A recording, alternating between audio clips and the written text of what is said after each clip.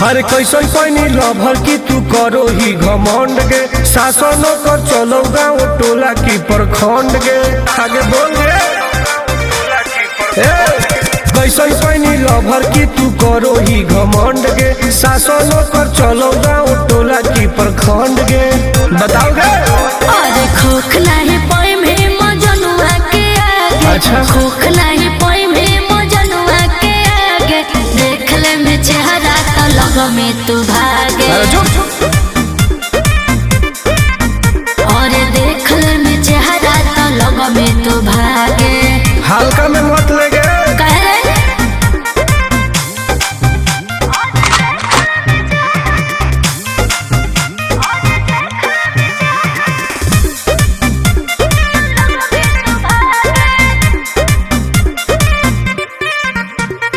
अपना के बनो ही ढेर बाहुबली ओकरा आतंक से मचो है खलबली भौकाल मत बनाओ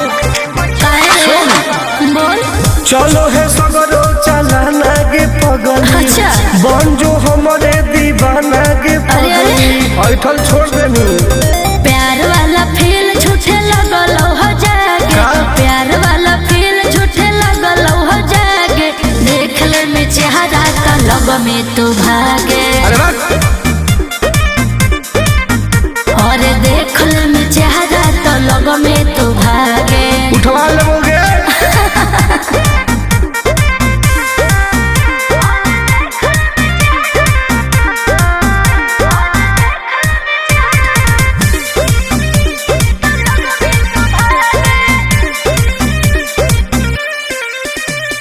आनंद नहीं रहे तू जो समय नहीं तलई तो दिमाग तो होश में हमरा बारे में पता लगा लगे के रे